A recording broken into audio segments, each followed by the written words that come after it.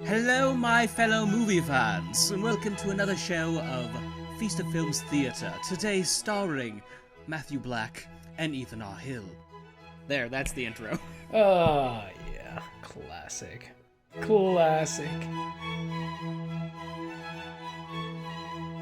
Hello, my fellow movie fans, and welcome to part 2 of our two-part Star Wars special, episode 15, episode 3. It's a confusing title for a confusing time. It's late. We're trying to record these intros and outros as we go, and here we are about to hop into the second part of our Star Wars discussion. So, here we go, I guess. So, Matt, we've been to Kashyyyk. We have been to Utapau. Let's go back to Coruscant. Back to Coruscant. That's where all the action happens in this movie. Yep. That's where everything really important actually happens. Is it important, though, at the end of the day? Did these movies need to exist? We'll answer that question by the end of this video. By the end of this podcast, we will answer whether or not these movies needed to happen. Truth. So, why couldn't Anakin just stay put? And that's Why like couldn't he just stay there? the one thing I will give this film before everything hits the fan. And this is kind of where I start to get involved. This is where I wake up and I'm like, okay, here we go. This is the part episode 3 I get involved in and I actually enjoy for the most part. Much more than I did the prior sections. And so obviously we have the scene where Anakin tells Mace Windu he's a Sith. Mace Windu tells Anakin, sit your ass down. Let me deal with this. I'll be right back. If this is move, true, man. You have gained my trust. Yeah, so first off, you told him you don't trust him in the first place. So great move there, Mace Windu. But I want you to listen to that, though. If this is true, you have gained my trust. Immediately cut to Palpatine, you're under arrest. Yeah. Hey, Well, I think they were going to go arrest Sith? him regardless. But then once they found out he may be a Sith, that upped the danger profile of the situation, I'm sure. And then he doesn't even deny it. He's just like, yes, I am. But anyway, obviously, that there's that whole scene, and Anakin goes and he waits, and then Padme's over there looking out, and they're connecting, and there's that weird music, whatever. But one other thing I like about this film is at its heart, it's a tragedy, right? It's very much Romeo and Juliet. Every time I want to say read, but anytime I'd ever watched or read Romeo and Juliet in high school or had to watch the films, whether it was the old one or it was the one with Leonardo DiCaprio, classics. But every time I watched Romeo and Juliet or had to read it, at the end, I always wanted them to be okay. And that's the thing about tragedies, and the same with Macbeth. At the end, somewhere along in the story, I'm like, okay, this time they're going to make a different decision. And that's what's in my mind every time. And that's the same feeling I get when I watch this film.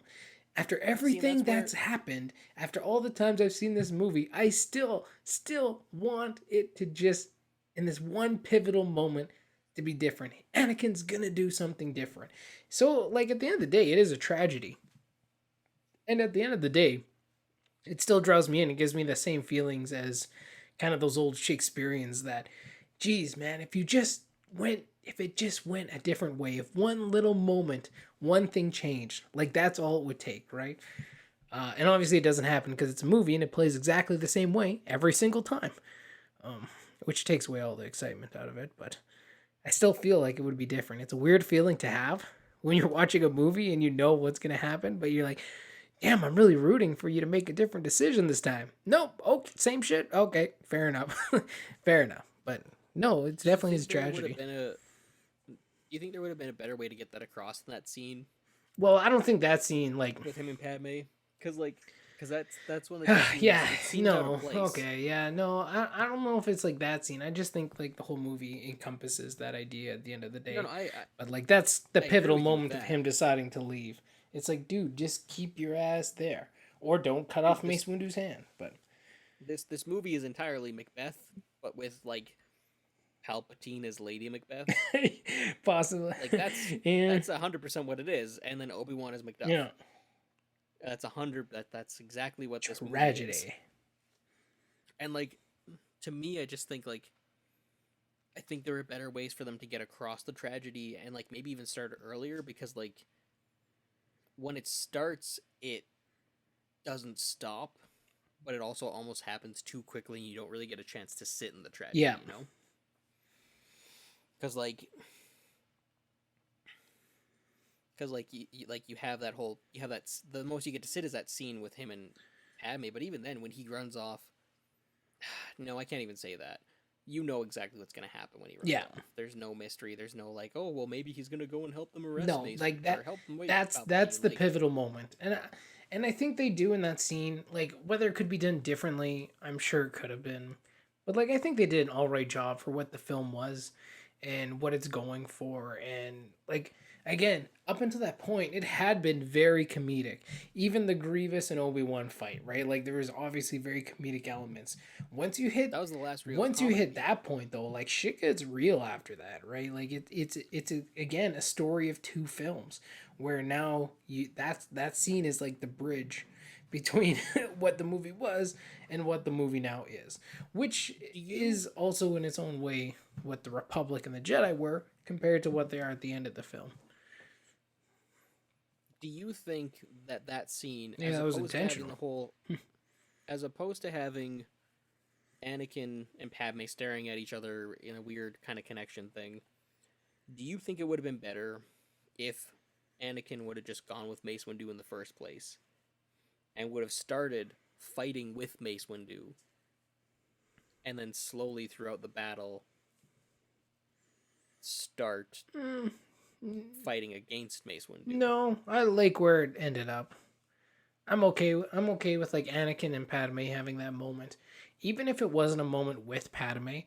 Another way they could have done it is maybe just kind of, because we talked about this in the other Star Wars episodes too, right? Like this whole story arc of Anakin revolves around loss, right? The loss of Qui-Gon, the loss of his mother.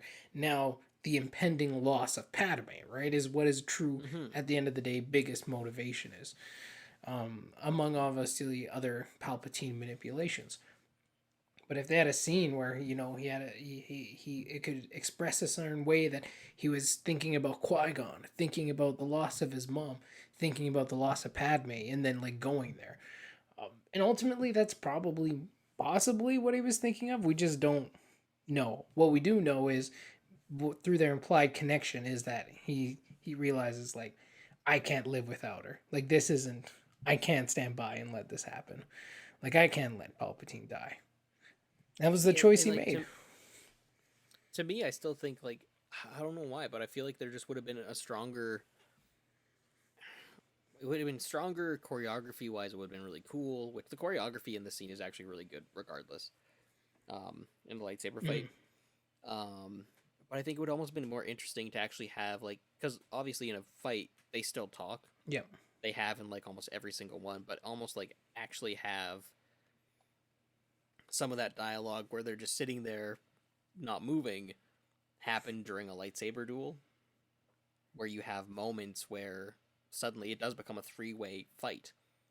It becomes a Mace Windu is like, okay, well, do I have to also kill Anakin on top of this? Like what's going on? And like even Palpatine's thinking the same way. It's like, oh, can I convince him? Do I have to kill him too? And then there's Anakin being like, well, I don't know who I'm gonna kill. Like, what's going on? A physical battle that very much visually expresses Anakin's in betweenness of the dark and the light. Basically, a battle for his soul rather than just I cut off a guy's in arm a very visual way. Oh, I can get that. And I think, and again, that way I wouldn't have been as upset if there was at least a cool lightsaber fight with a few people. It would have been less upsetting when the 3 Jedi Masters that walked in with Mace Windu got killed in the first 2 minutes of that. Just got wrecked.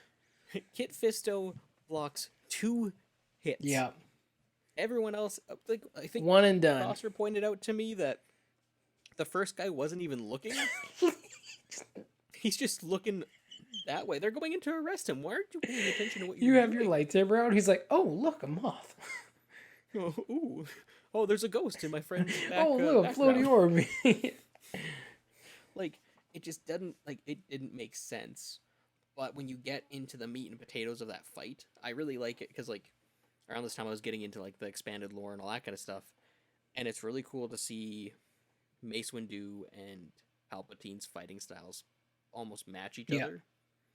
Because in expanded lore, Mace Windu is studying lightsaber techniques used by the Sith Well, and like by the dark he side. masters And like his Jedi form or whatever is one that like not many Jedi use, and it is like somewhat because it connected to the dark side. Yeah.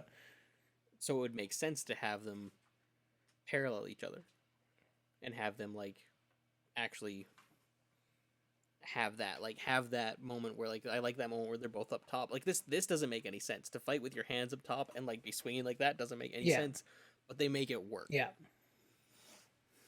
Like, and I think that's kind of the thing that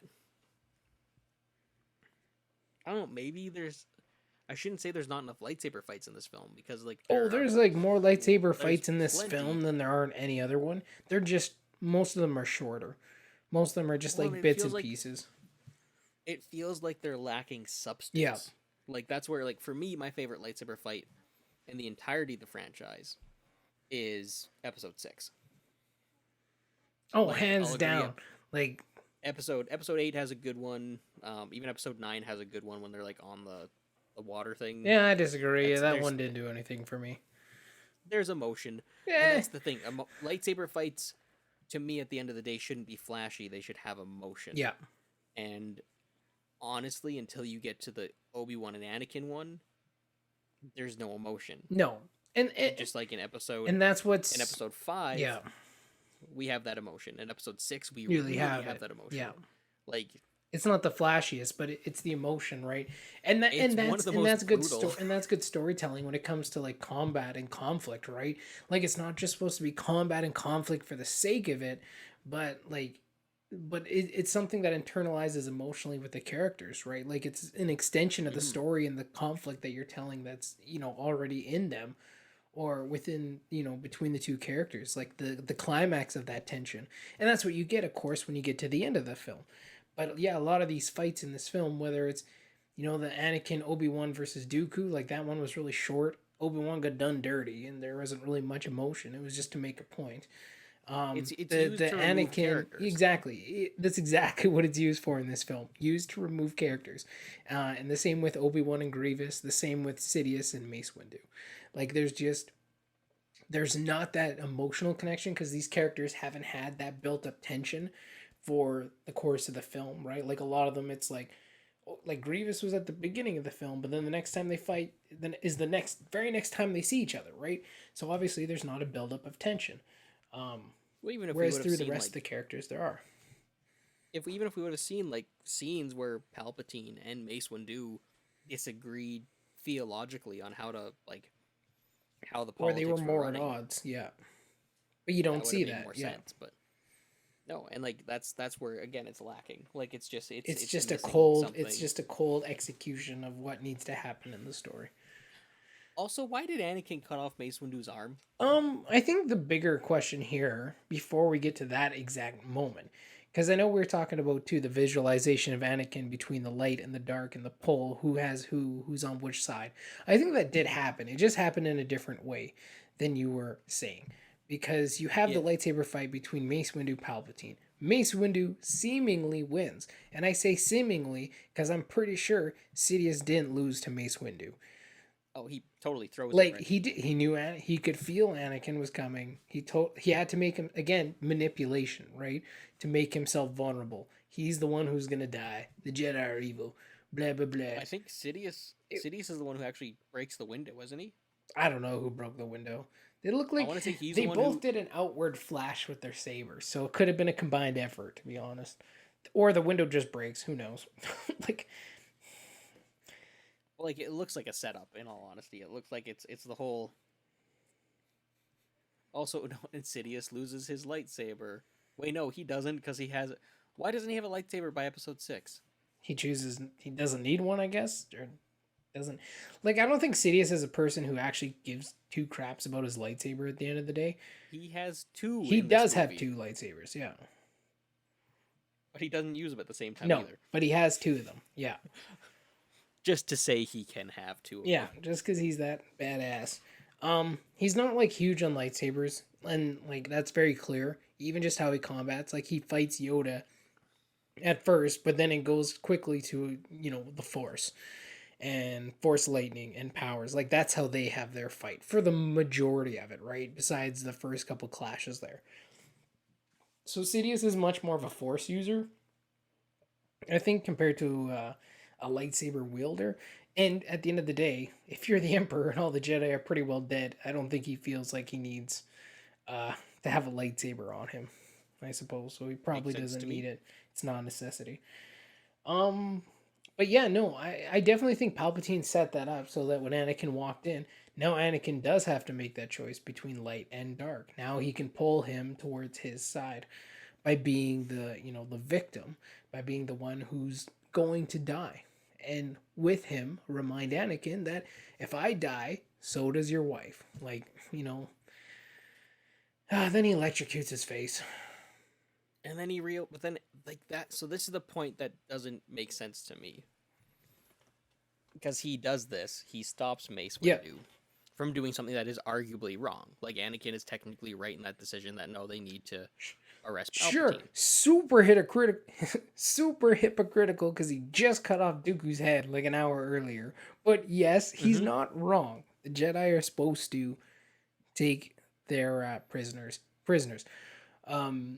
So why didn't Anakin just block his lightsaber with his lightsaber? Because Anakin's true intention was like, F you, Mace Windu, I'm gonna Yeah. What have I done? Anakin could have won this situation very easily. He blocks Mace Windu's thing, he cuts off his arm, and Mace Windu then dies at the hands of the Emperor. And this is all going off the fact that technically, apparently, there's cameras everywhere, which again we'll talk about later. But so he helps kill Mace Windu, but then Palpatine really kills him. But he helps kill Mace Windu by stopping him from doing something illegal. Mm.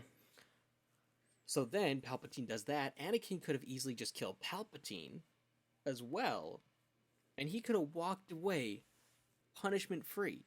Yeah, but then how does he save Padme? Like he wasn't stopping Mace. He wasn't stopping. He wasn't stopping Mace Windu because Mace Windu was gonna do something wrong. He was stopping. He was stopping Mace Windu because he didn't want Padme to die. Like it was all about Padme. To answer your question, though, was that a question? I thought it was a statement.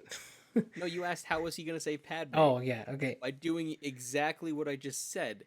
Because then Padme wouldn't have been like distraught about him killing younglings and losing the will to live. But he didn't know that. Oh, but he's got enough foresight to use pod racers, but he can't get a clear image of the Force. That's correct. Yeah, that's correct. That's correct. Yeah. Star Wars. Star Wars. Plot. Conveniences. So anyway. But then, then the turn to the Force, or to the dark side of the Force right after that always bugs me. Always. Where it's just like, what have I done? And then immediately his next line is like, I will do whatever you want. And it's like, what? What? And then that's when immediately his whole thing is just like, I've done something terrible, therefore the Jedi are evil. Well, no, and that's exactly what. That's why the film needed to go more give more attention to the manipulation of the Emperor. It needed to make it a little bit more clear, because it was ultimately at the end of the day the Emperor's manipulation between Palpatine, Padme. The Emperor's manipulation with Anakin regarding Padme, and his manipulation of Anakin regarding the Jedi was to create this view that he could easily mold into what he needed Anakin to be at the end of the day, right? Like everything, Anakin needed Palpatine alive at the end of the day. He needed him, and he needed him to learn how to save his wife. He didn't know he was the reason his wife would ultimately die. He was just trying to save her because of all the other losses. Because this is compiled, right? This is compiled on Qui-Gon. This is compiled on his mother. Now he's facing the loss of his wife. And he can't handle any more loss. And he's done with it. He even made the vow, right? Like, I'm never going to lose anyone again. I'm going to be the most powerful Jedi ever. Like, he said that in 2, right? So to get that power, he thinks he needs Palpatine. And to do what Palpatine tells him to. And then, the Jedi have been holding him back. They haven't let him save the ones he loves. To hell with them. To this point, though, that's where I think, to me, for this point, there becomes an acting/writing problem. Because Anakin should not question his convictions of what he just did. At that moment, especially since he's saying that the Jedi are evil, like, literally his reaction should have been like when Palpatine gets up and stuff like that, is like, holy crap, I almost died. Anakin's reaction should have been like, I can't believe Mace Windu just tried to kill you. I can't believe that what I just saw, what I had to do in order to stop him from, like, taking control. Mm-hmm. Like, there should have been more conviction in what Anakin saw and what he believed, rather than, oh, I'm so sad, and I'll do whatever you want now. Well, I think... he should have been on Palpatine's side 100% at that point. Been like, no, this proves everything. This proves that the Jedi are evil. Like, holy crap, this is why Padme's gonna die, because they want control. They keep saying they don't, but they do. They want control more than Palpatine does. Like, yeah, I'm not gonna say you're wrong. Your logic is very much your logic is sound. It's sound. I get what you're saying and how they could have wrote it and stuff. I agree with you. I just don't really have a problem with how they did it in this film. I agree it could have been done a different way, but it doesn't bug me how they did it. Because the first thing, like, what have I done? Like, that is out of a person who did something on pure instinct, emotion, reaction. Like, I think that's the shock of it. It wasn't, because you got to remember in that scene too, he didn't have a lot of, like, he wasn't sitting there like pondering everything over. While Mace Windu was like deflecting the lightning, he had time to think, and clearly he had already made up his mind by the look on his face. But then Mace Windu lifted his lightsaber and was gonna swing. Like, he had to make a decision. It's Palpatine or Mace at this point, right? Like, he acted. So I think it was just a shock to him. I think it was just a shock. Like, it wasn't done because the Jedi are evil. It was done because he loves his wife, and that's who he's choosing at the end of the day. But like, what he had to do was something terrible. There's too much. It happens too flip flop, like back and forth, too quick. Yeah, it happens too fast. That's where it needed to be. Like, even if it was Palpatine as opposed to him being menacing, shadowy. Yes, good, Anakin, with the weird voice and the weird face, and like, it's weird and it's uncomfortable, and I don't like. I love it. Like it. It's not good. I love the Palpatine look. Like, I wouldn't want it personally, clearly, but like, I love it for the character. It's a little creepy, and the angles are really weird too, and I'm not a huge fan of it because it looks suggestive at certain angles where I've never thought of that ever, but okay. Now you're gonna. You're welcome. I've ruined episode 3 for you. Damn it. But the whole thing with it is just, it's so, like, there should have almost been like a fatherly moment where, like, Palpatine gets down to his level and is like, yeah, like I know you're in shock right now. I know, I can't believe that. There should have been more of a connection, a character connection. Oh, that I disagree with, because Palpatine is never his father. Maybe to Anakin, Palpatine, like, maybe like to Anakin, Palpatine was a mentor, was a father.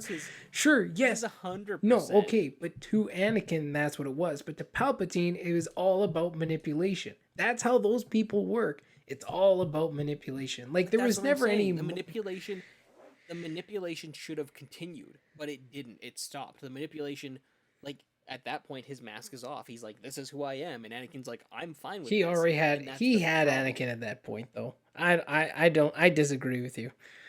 But I think it could have been more. I think there could have been something more. I disagree with you. I thought for the most part that scene was fine. Like, I agree, like, maybe some of the choice wording could have been done differently, but at the end of the day, I don't have a problem with it, and I probably wouldn't change it.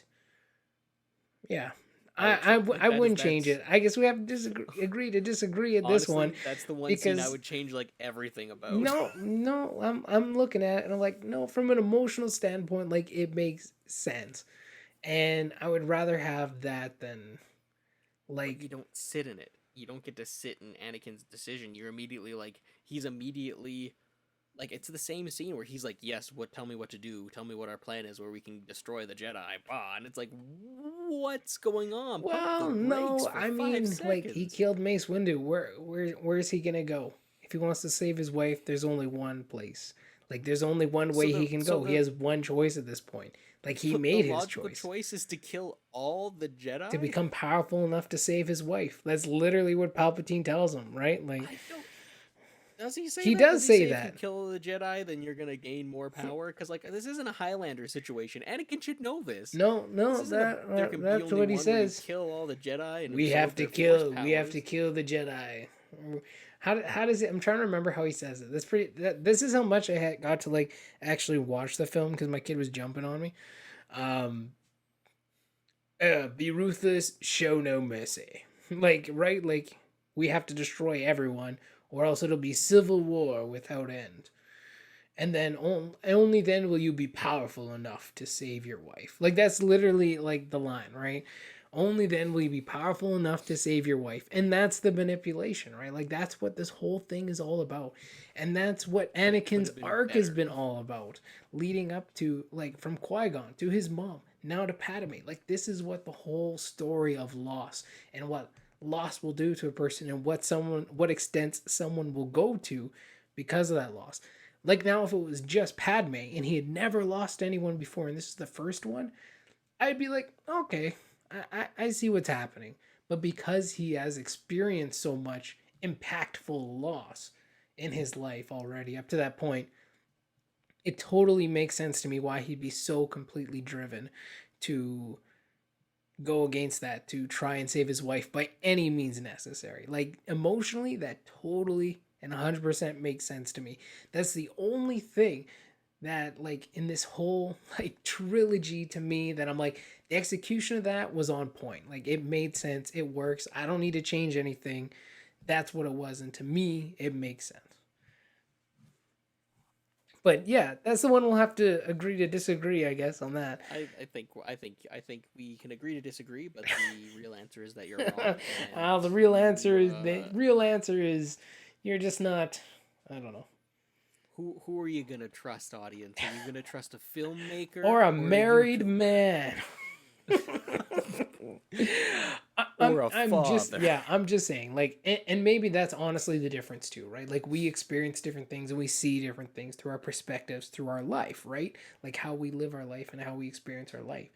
And like for me to like as a father, if it was about my kids or like about my wife, like would I make the same choices as Anakin? I'd be hard pressed to say like I don't know.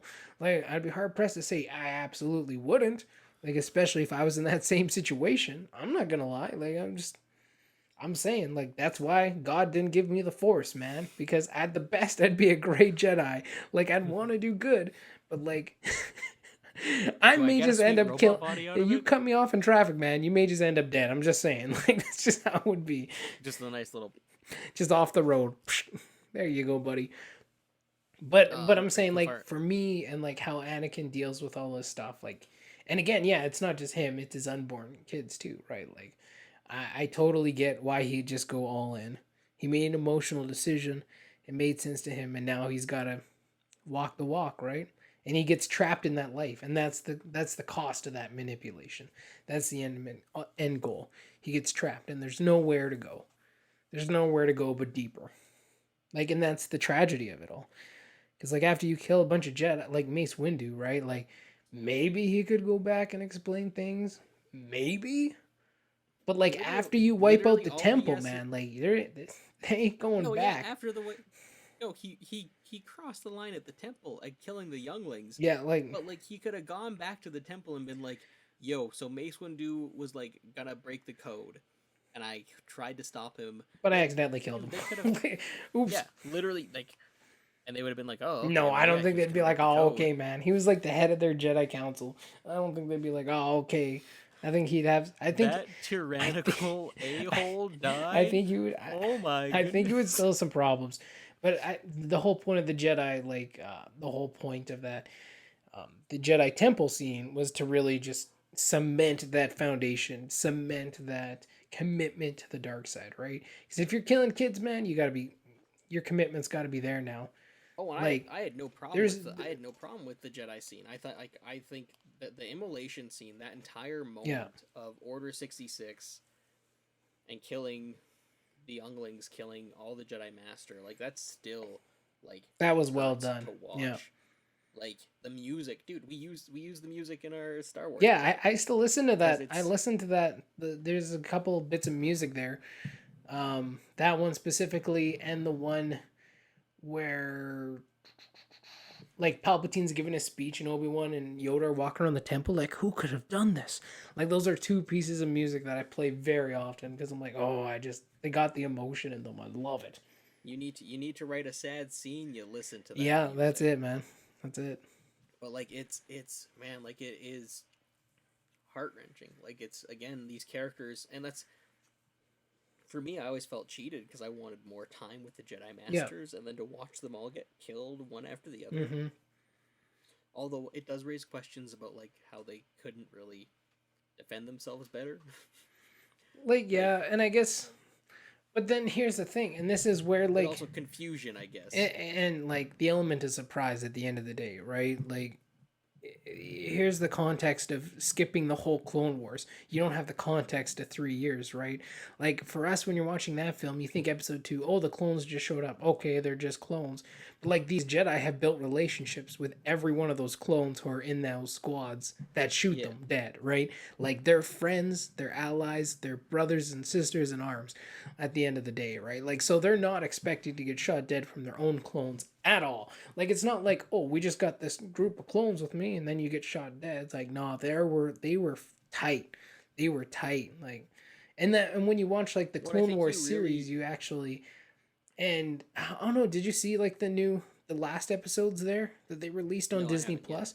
Well, when Order 66 happens, man, like it's an emotional moment, and you're like, damn, it just adds to the gravity of what happens in this film. But yeah, the two ones that really get me, are specifically Key Monday because you see it on his face, like you see the shock on his face when they turn on him, and he does pretty. He good at least blocks a couple, and then I can never remember her name.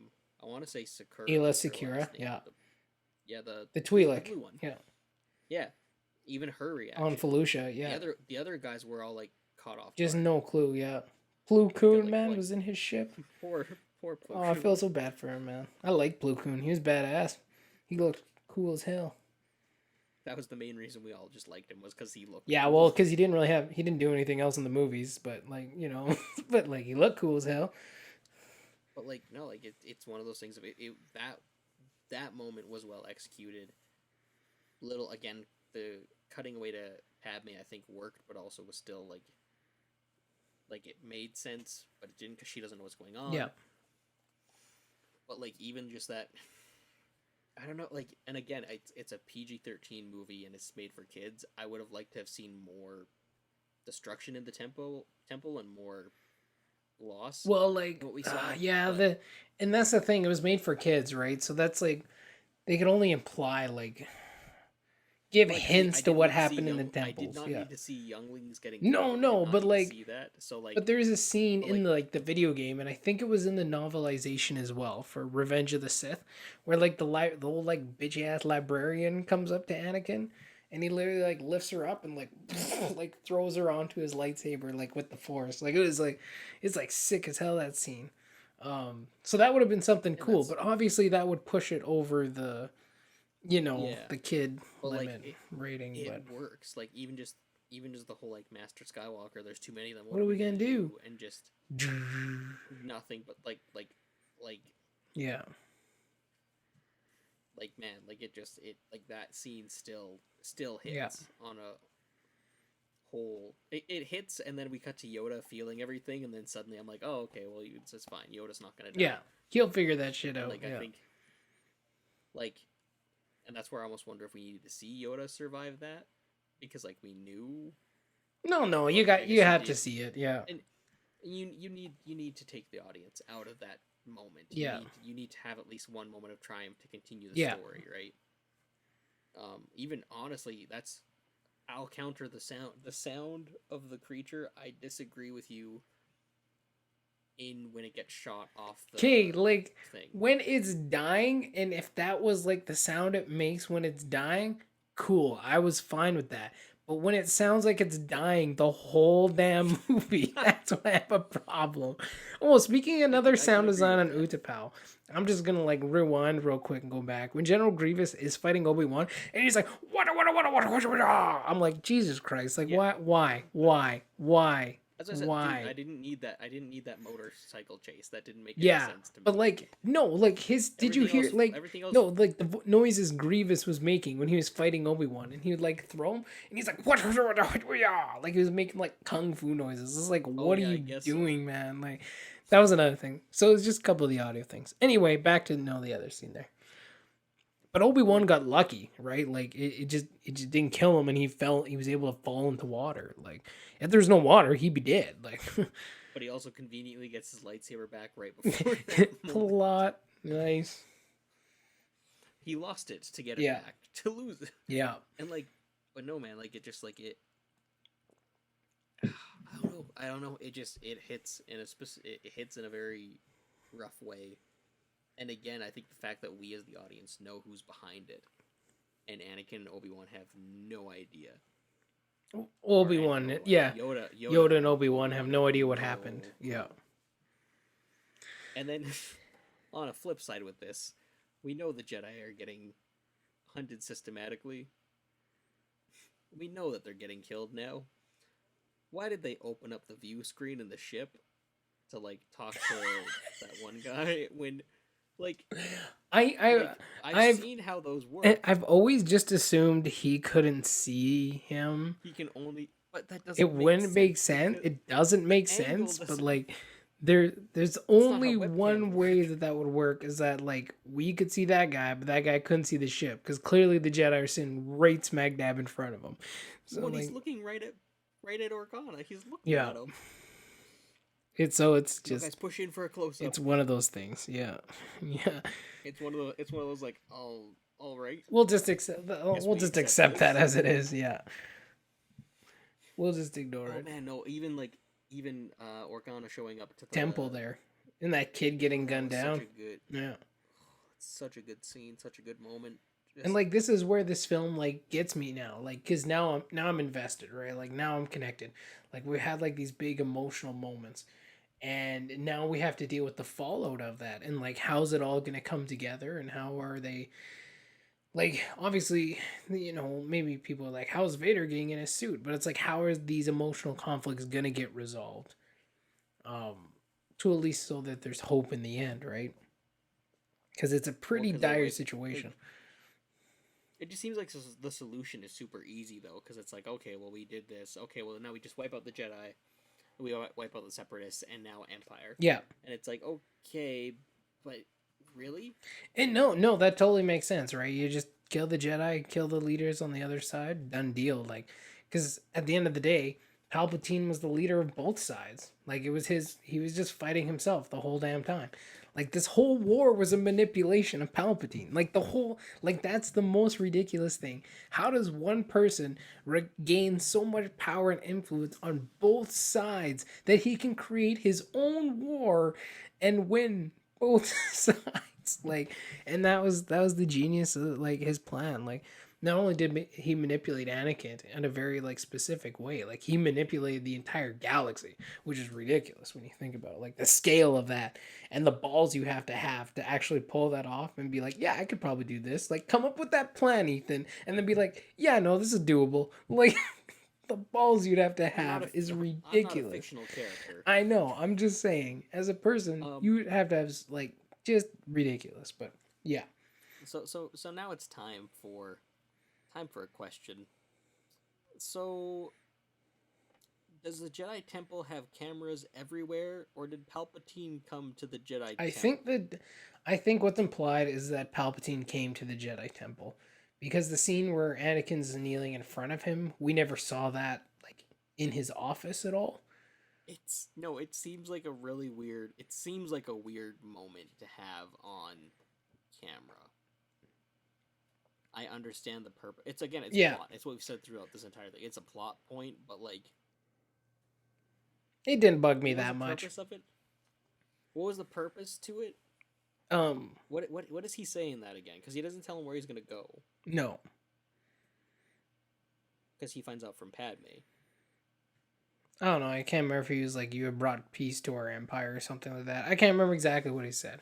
Obviously, the point was to like inform Anakin and Yoda that all I know what was going on. All I know is that whatever was being played, Ewan McGregor had zero idea, because that is the one moment in the entire trilogy of him playing Obi-Wan that I think his acting was bad. When he turns it off and says, "I can't watch any more of this," it's not a good line delivery. It's not a good moment, because there's just not. It's like he clearly doesn't know what's happening there, what he's looking at. Like, to me, he has no idea what's going on. It's very much like, I never noticed that and thought about it.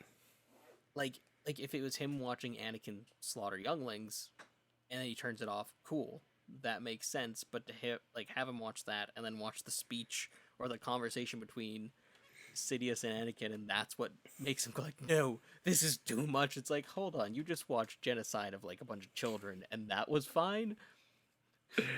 But like, I guess it was impactful. Best friend cheating on I guess you? it was that's not just cheating, but it's like his little brother who he like pretty much raised just decided to become a homicidal maniac. Like that. And that's the problem. And join the other side. The delivery of the line wasn't there to back up that emotion and to back up that reaction, right? Like, it just... Fair enough. I've never given it much thought, and that's probably a good reason why. Like, it just... There wasn't anything of over significance. They move on so quickly. Yeah. They're immediately like, okay, well, now we got to deal with the situation. What's the plan now? Yeah. I like how they can just scramble the signal from there too and just be like, "Nope, we're gonna change this distress signal," and be like, "Hey guys, stay away," and then no one checks. No one checks it after that. Yeah, no, it's just like, oh no. They're like, "Yeah, I think it's fine. Like, it's cool. We don't need to make sure." Who killed all these troopers here? Like, oh yeah, there's a couple Jedi. Huh? You think we should check the signal box? No, probably not. No, they're probably just nothing. Picking up some. Hey, did you see They probably left their leftover lunch in the fridge or something. Getting that. Oh yeah, it's just makes sense. Dude, it's just the dialogue from episode 4 where they're like, those two stormtroopers are chilling out and Obi-Wan hits the tractor beam, and then they're like, "Hey, what was that?" It's probably nothing. It's That's fine. Exactly what it's like. The same two guys too, probably. Hey, what's with all these? They're just bodies? really old. It's probably nothing. Same two guys. Like, I don't know, man. Like, it still works, I guess, but there are just some weird, like... Also, Yoda gets brutal, at this, like... The stuff that Yoda does to the clone troopers... Oh, he isn't... ...is arguably more brutal than what Anakin did to the Jedi. He isn't effing around at that point. Like, his whole, like, Jedi Order just got wiped out. Like, he isn't effing around, man. Like, he's like, clones. I'm just gonna freaking wreck your shit. One of the other things that I guess that I like about this scene is, I guess it's before technically they find the videotape and all that kind of stuff. But like while they're investigating the temple and breaking in, right? Yoda and Obi-Wan are just wrecking up some clones and they find the bodies. Like that's the same time that the speech is happening in the big, in the Senate. Like Palpatine's giving his speech and like, "Oh, the Jedi deformed me," and then like we're gonna create the first empire. Like it was such a cool moment. Like I just love the music, and everyone's like just cheering and applauding as he's like, "I am now the emperor of the freaking galaxy." That was such a cool moment. Like that ultimately that was the end of his plan, right? Like that was everything he's been working towards. But like, and it's horrifying. It'd be horrifying to experience something like that in real life. And just like as Padme said, like, this is how liberty dies, with thunderous applause. Like, he manipulated everybody. And I don't know. That, combined with them going into the temple and seeing, like, the death and destruction they brought, like, this is a powerful scene. It's juxtaposing each other, because it's literally this guy talking about how great everything is. Yeah. And everything's gonna be mixed with the reality, literally all this death and destruction. Like it would literally be taking, not to get political again or to bring it up, but like literally take like any of Trump's speeches about make America great again with footage of all the riots and all the stuff for coronavirus, like everything going on in the States and how they are and how much they are. Edit that together and it's the same Yeah. scene. It's literally it's someone blowing smoke up people's butts being like, "Hey guys, yeah, we're amazing. We're so good. Look at how great we are." No, don't pay attention to that burning Jedi temple over in Well, the they're the corner. enemies, right? So like they should be happy that those people are, that violence is being disposed on those people, and we're gonna hunt them down. Don't worry about it. No problem, right? And that's Well, like, that's, and that's where like the I same think, way all authoritarians do it. but I think that's where like what I said earlier, where I would have liked to have seen more disdain towards Jedi from the regular populace, kind of come into play. I think that would have made that more effective too, because 100% that is them cheering for like, oh hey, these people I didn't like in the first place. Like no one in that crowd was like, but I know the Jedi. They wouldn't just try and take over Palpatine. Yeah. Like that doesn't make sense. But that's the other thing too. Most of these guys are all just politicians, right? They're not even the regular folk who would probably like interact with Jedi like a whole lot. Like They're just like, oh, that was a good they're speech. just That was a good well, speech. no, Palpatine's their guy, right? He's been their guy for at that point like 13 years. Like he's been in power way longer than like they said in the film, like his appointed time, as long as he should have been. But he's their guy. Like they've totally bought in on that, and obviously he's manipulated them into buying in on. No Sorry, problem. choked out some water. Obviously, he's manipulated them into buying into his ideas, and just him in considering- general. Not even like what he does. It's just in him and what he says. So Considering his whole thing, like he was supposed to be voted out in episode 2. yeah, like that. Like his terms He already were up. served a Yeah. 10-year term, and then he's like, "Oh, but emergency Yeah. power." Hey guys, let's continue this party. And everyone going. was like, All right. "Cool, man," and then they just kept being cool with it. It's because the politicians are like, "War? You mean more money? Okay, sure. Emergency power here." Well, you at the end of the day, it wouldn't be too crazy. And that's why I think that's ultimately, it's just how George put that all together is actually very accurate and way how these types of governments and emperors and powerful people rise to power, right? Wait, you thought we listened to that weird frog guy? No, I could care. I wasn't paying attention at all. I just want That more Jar money. Jar guy, yeah. And again, like, you see it, right? Like, uh, when people say nothing and people don't stand up and be, change for, stand up for what's right. That's how these guys win, and that's how they did in Star Wars. And I just thought it was just super smart. Like, obviously George did his research. Obviously he did his research because he had to come up with an idea and a concept of how some one person becomes an emperor and takes over a republic, right? He did his research. I can't believe that me and you haven't discussed about how actually they completely, as soon as Jar Jar served his purpose. Oh, he gone, man. He gone. He's gone. Goodbye, He Jar says, Jar. "Excuse me." Man, he And then, he served his purpose a long time ago. See you later, Jar Jar. like, you think you see? I guess you see him at the end with. Padme's Yeah, at the funeral. That's it. But like, He did not need to be just in this nothing. film. So I don't One he wasn't. like. No, and he didn't says need to one be. line. Terrible, man.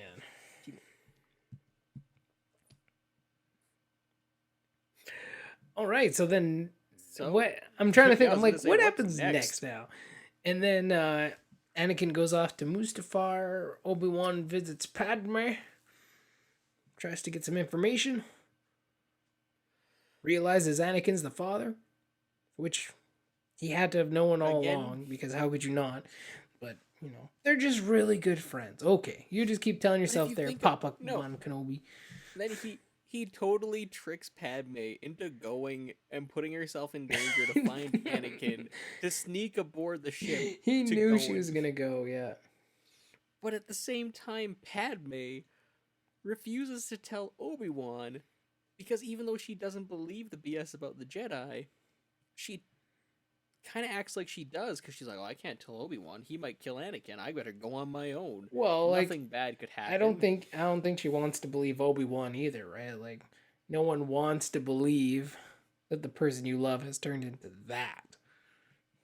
No one would want to believe that. I mean, true, but it's just so bizarre because it's not even like a "Hey, let's go together" thing. There's not a moment of like, "Okay, let's go together. I'll protect you if something goes sideways. Like, Yeah. it's fine. Like, it's cool. Let's go." But instead, he just sets her up to like, he sets her up to get killed. He does. Well, Because like, he tells her he's become a grave threat. Like, she asked if he's gonna kill him, and he just said he's become a very grave threat. Like, his intentions, he wasn't hiding them by any means. actually, yeah, on a complete side note too, Anakin killing the Trade Federation also hits an emotional string for me, and I have no idea why. Like, these should be characters that I don't like and that I don't want to see survive, but like, even like, even at the end when Newt Gunray's like, "We were promised peace," I believe him. Yeah. And that just adds to the tragedy, because again, this guy was just a puppet. Like, and he's a puppet. He was. They were all a puppet for Palpatine. All of them. Every single one of them. Like, That's the sick thing, man. That's sick. Like, and even in that moment too, like Anakin, now he's killing not out of like he has no interest in the the leader killing the leaders of the Trade Federation. Like, it doesn't help him with Padme. It doesn't help, like, it doesn't have anything to do with his feelings about the Jedi or his feelings of like not being powerful or his insecurities. That's he just going straight up murder some folk. You know what I mean? Like, it definitely has an impact on him, and I think that's kind of just what pushes him again. For Anakin, like after he kills Mace Windu, like everything he does just pushes him deeper, deeper, deeper. And was that the first time we see? It's hard. The yellow eyes. Yeah. Yeah. The Sith eyes. Yeah. Yeah. Which, It's hard to tell. The other thing I was thinking is, again, like, we don't know the time frame of this. It all appears to happen very close it happens together. in a day, But it's like seems. people are like traveling around the galaxy. Like, there's got to be time to that. You know what I mean? Like, there's got to be some sort of time period that these take place in. So, like, we don't know how long Anakin's been dealing with this shit at the end of the day. Well, but that's where, like, I feel like there could have been if there should have been a better way to show that transition to and the time. Yeah. I think that's the other thing that this really suffered from, was not having a decent linear, like a decent clock kind of thing, right? Like, it feels like it's happening all at once. Yeah, which I think some events are separated by a bit more time, I'm sure. But I guess we're into the final battle. I guess we've made it to the. We're coming up to the home showdown. run, like, yeah, because after that, like, he kills the Trade Federation leaders, which was like, yeah, that was a great scene. It was very emotional. And then he's standing on the edge of the, the fire pit balcony, man. And there's He's that got like Naboo the tear, starfighter man. He's got that one tear that we didn't see until the Blu-ray, and then no, and then yeah, the Naboo starfighter shows up. Yoda goes to confront Sidious. The fight for the fate of the galaxy is going down. So this has been a fun debate in my household for years, and I finally won it. But Prosper's big complaint is that final fight scene is too long, and specifically mentions the final fight scene between Obi-Wan and Anakin is too long and excessive. It takes up like 20 minutes of the film. Now, truthfully, it takes about, I think I timed it, and maybe it's about 5 to 7 minutes in length for their entire fight, from like from Anakin jumping to him getting his limbs cut off. Yeah. The rest of it is actually the rest of it, and why it feels so long, is because it's intercut with the Yoda fight and the Darth With Sidious. the Yoda and Sidious, yeah. Now, I feel like it's a no-brainer question, but do you feel like, comparatively speaking, the Yoda and Sidious fight is kind of just filler? Like, it needed to happen, but it didn't feel like, you don't have that emotional weight that you have between Obi and Anakin. It's a little it's a little bit more than filler, but it's not as central, obviously, as Anakin and Obi-Wan's fight. Like that's where all the emotion is. That's the core of the story. Like that's the fight that's happening. Um Yoda and Sidious is important mainly because the stakes are so high. Mainly, and that's the big thing, right? Like these, and I think like for people at the time too, this was a fight we all wanted to see: the Emperor versus Master Yoda, the two tops of their classes, right? Of their both sides going head to head in a battle for the ages. That is something interesting to see, I but it definitely had it had more stakes to it, and I think that's what elevated it a bit higher than just filler. Like the Grievous fight filler, Dooku fight filler, even the Mace Windu Sidious fight, like that was kind of like, yeah, it was okay. This one it didn't have as much emotion, but the stakes were high. Like this was for the galaxy because at the end of the day, the situation that the Jedi were in, Yoda and Obi-Wan needed to win. Not one like one neither of them could lose. They both had to win if they were going to save the galaxy. Both of the Sith had to be destroyed. And Yoda lost. I think And Vader lived. Like neither of them really succeeded in what they're trying to do, but I think Obi-Wan thought he did though. I think for me the big thing that really loses me in the Yoda Sidious fight is just the opening moves. Like Yoda getting force lightninged and then Palpatine getting like flipped over his desk seemed like a really like okay. They're trying to like drag out the fight. They're like we can't really think of too much choreography to put in here, so let's just drag this shit out. Well, we've seen Yoda deflect force lightning before. Oh yeah, that was when I was watching it today. I was like, look at Yoda just walking there like a boss, and then just instantly just get smoked by Palpatine, like just get wrecked. But then he stands up and immediately just smokes him back. No and then problem. He's awake and is like, "Hey man, not cool." And then maybe Yoda wasn't expecting that level of power. I don't know. And I think the thing caught off for guard me is it's awkwardly cut together, because those moments, it's literally, I want to say that I'm just going off memory of watching it like a week ago. But it's like we have him walk in, he's a boss, he flips those guards, he gets hit by lightning, and then we cut away to Obi-Wan and Anakin again. While he's lying there, yeah. Then we fight for them for a bit, then we come back. And then it's Yoda slowly gets up and he flips Palpatine over his desk. And then we cut away back to Obi-Wan and Anakin again. And it's like, wait, why? What's going on? Like the pacing seemed weird and off at those moments. But like the lightsaber conflict was weird. Like the first one where they're like pretty much like touching tips and like and I was like, you guys are like, your lightsabers aren't even touching her now, I'm pretty sure, but okay. Like it looks weird. They got like a weird thing going on, like that first or second move. I was like, I'm not sure what's happening here. once they get into the Senate chamber and they're starting to like throw that's when it picks up. Like I just like takes the time to spin the thing just like a pizza. Yeah, throw it. Like I loved that.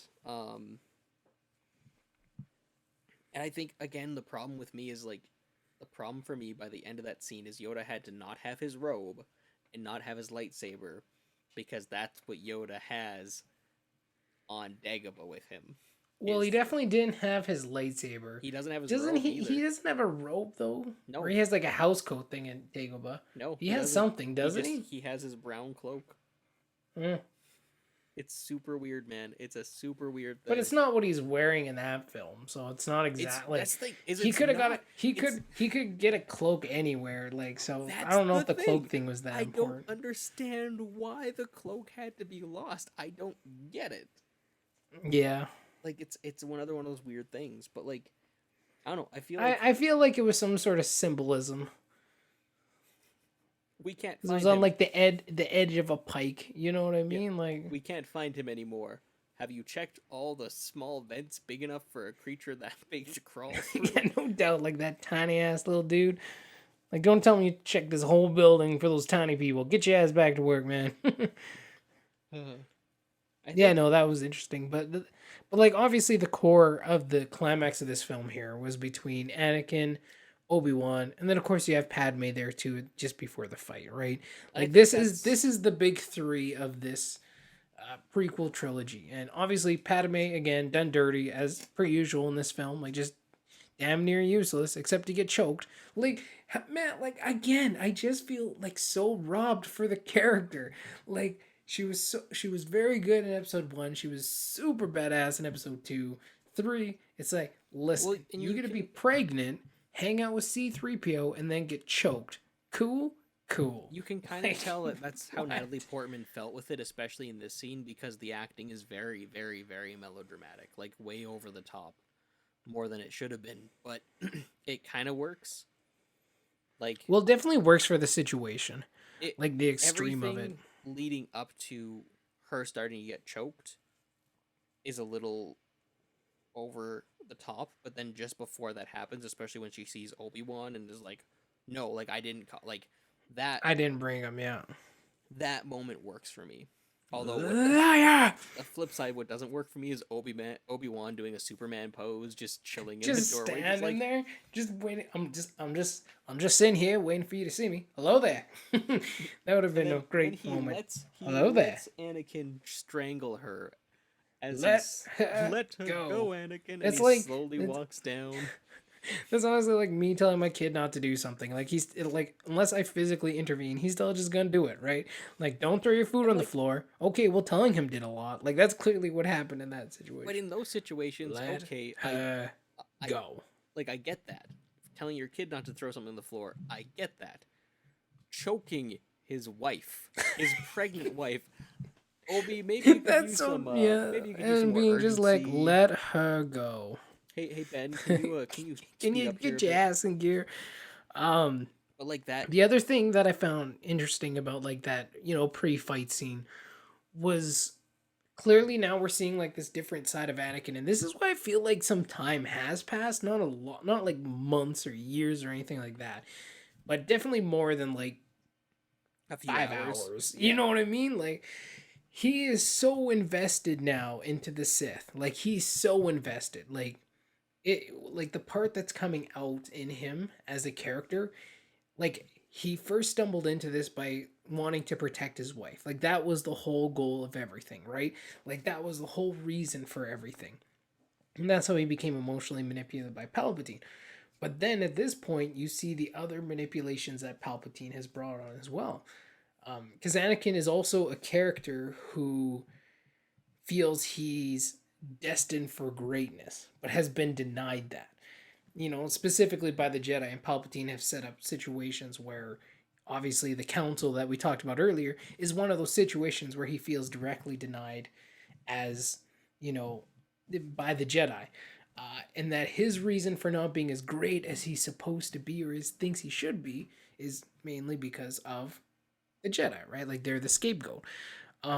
But we've seen that in episode 2. Oh, he's just holding me back, or I'm gonna be the greatest Jedi ever, or like he knows he's the chosen one, right? Like, he knows he's supposed to have this great destiny, but yet he feels held back, right? And he's denied, and the Jedi don't trust him, and now he's spying for them, and blah, all these things, right? Now he's not just bought into the idea like, oh, if I become powerful, I save my wife. Now he's bought into the idea like, I have my own empire. I'm the greatest. Like, I'm as great as I should be now. Like, he's fine. Like, this has given him what he always truly craved, which was ultimately at the end of the day, in power. my new empire. Exactly, right? Like, you see that because it isn't about like, I'm just here to protect you. It's my new empire. Like, that's what it's about now. Like, it is about the power. Well, It is about the darkness, and that just shows you how far he's gone down. And like, maybe that is his true side, right? Like, all restrictions, all senses of what's right and wrong tossed away. Just able to be free to do whatever he wants, whatever his whim is. Well, that's where So it's a very interesting change in Anakin, I feel like, from when he first cuts off Mace Windu's hand to this Anakin who's about to kill Obi-Wan Kenobi. Because again, he's not killing Obi-Wan because he's like, I feel like my wife's life is in danger. He's killing him because now Obi-Wan is threatening that power. So it's just interesting, like, these two sides of Anakin. Like, one kind of got him through the door, but then this other manipulation, this promise of power, this promise of pride, destroy these guys, and you're going to have everything you always ever wanted because they were holding you back. And, like, now we see, like, the end result of that and the personality and the person that Anakin has become. Well, that's And I find that interesting. And that's why I think it's been possibly like longer than a couple handful of hours since then. But who knows? That descent could have happened quicker, I guess. well, that's where for me, I really feel like, honestly, though, the best part of this movie is probably from like as bad as it sounds, because I agree with you, they did Natalie Portman dirty in this. It's from the moment that um Padme is unconscious and Obi-Wan and Anakin start talking to each other, all the way up to Obi-Wan walking away from his burning best Yeah. friend and brother.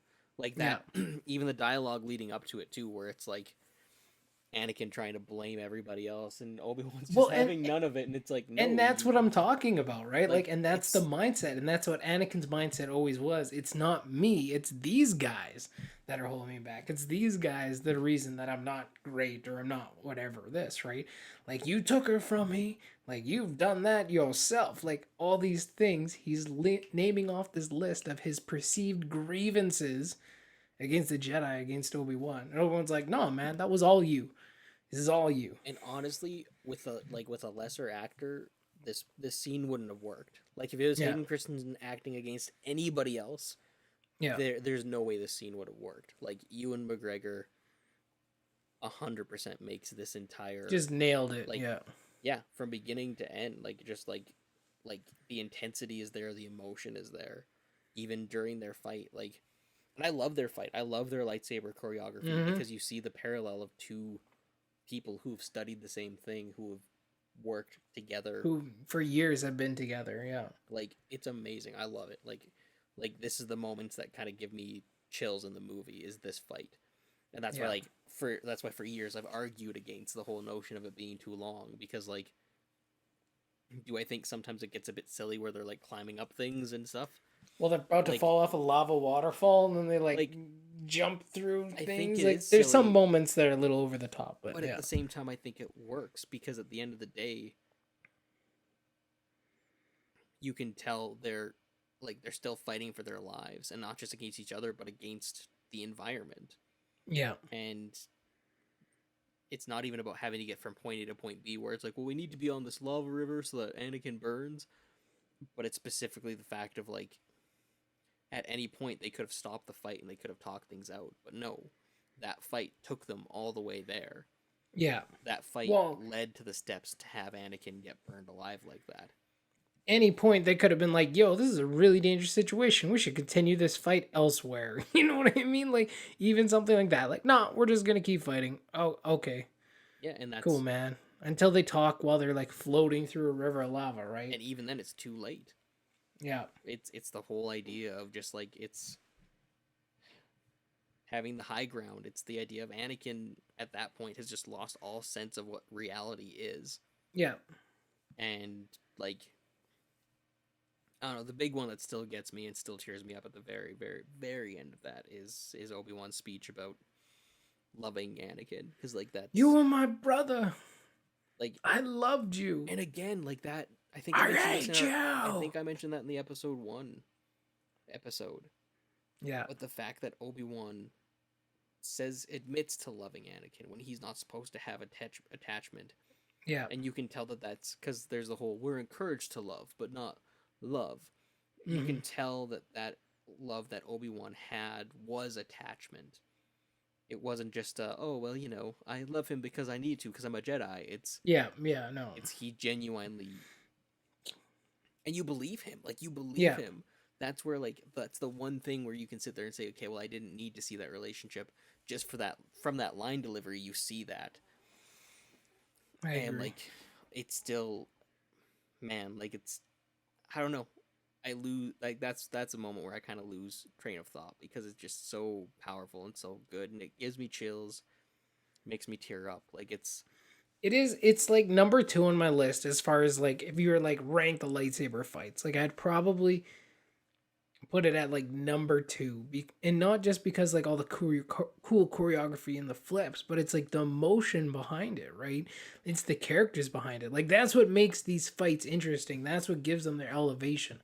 It makes them more than just filler. Like, again, we've talked about fights in this film that are just pretty much filler. getting rid of a character, right? Like that's its only purpose it serves. And without the emotion, like they're cool, yeah, but there's no gravity to them. Like there's no weight to them. No, exactly. Number one is six. Like again, like you said, like the emotion in six is And unparalleled. Like there's a it's lot of emotion, unparalleled. but it's just that end.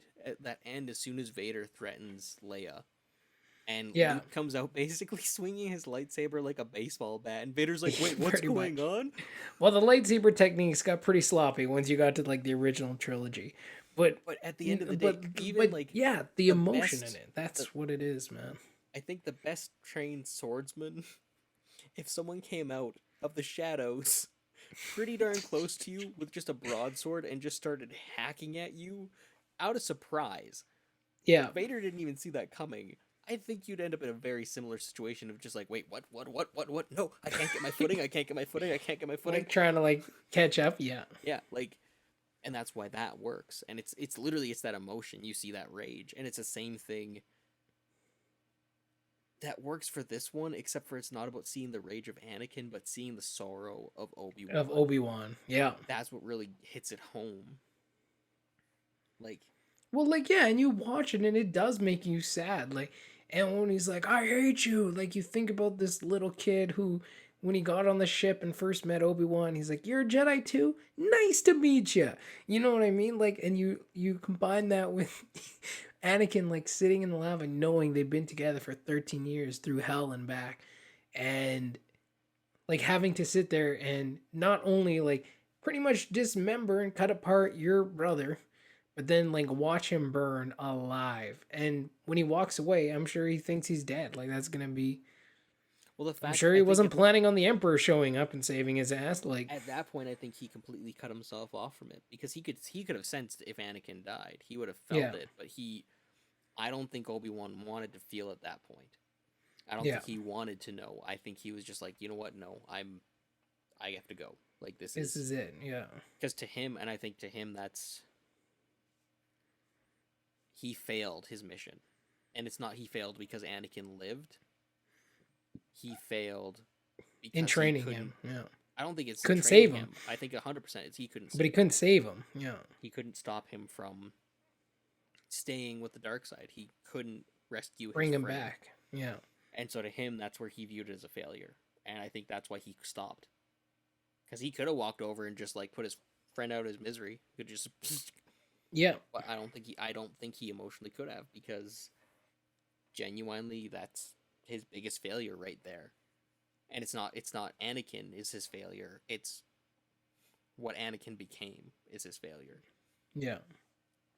Like that's where it gets heavy, man. Like it's when you really think about it and you really dive just into that moment.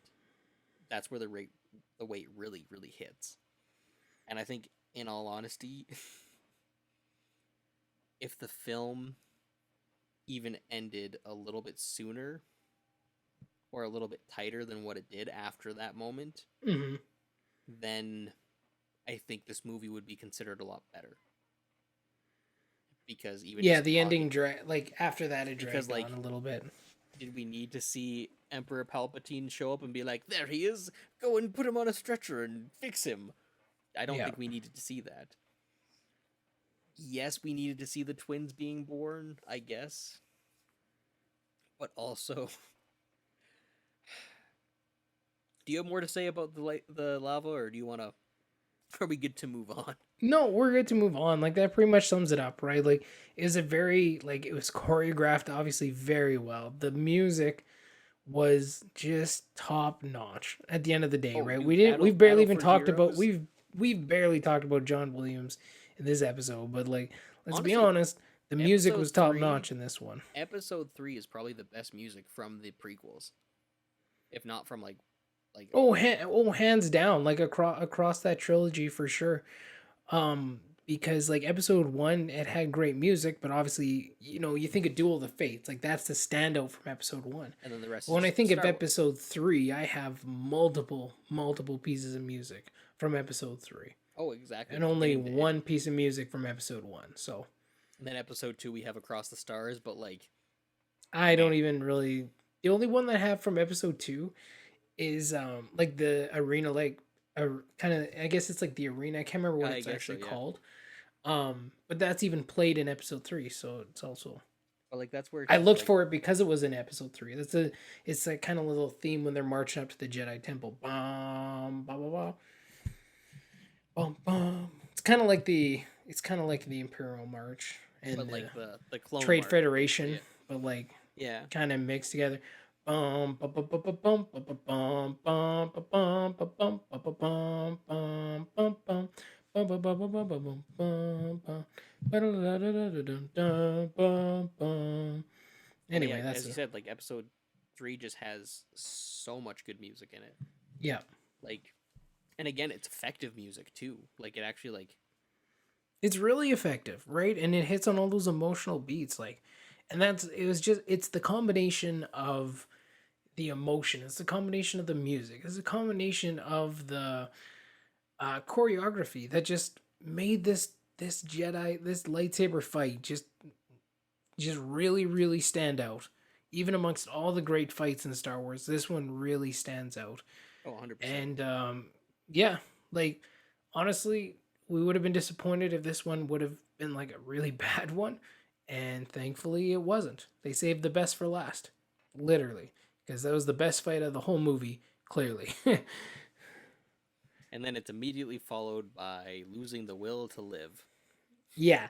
So yeah, some of those things I didn't quite buy. Like Like it's I was Robot like, "What do you Chicken mean did you an lost the will to live? Come on, Robot Chicken did man." an excellent sketch with that where they did, I think it was like Dr. Ball MD, and it's like that, you know, that droid that goes to like it has a needle that's gonna apparently give like make Princess Leia talk in episode 4. Oh yeah, yeah, yeah. It's In like episode that, 4, but yeah, he's like a doctor, and like he shows up, and like there's a bunch of clips of him dealing with that where it's like I think he criticizes like Luke floating in the bacta tank.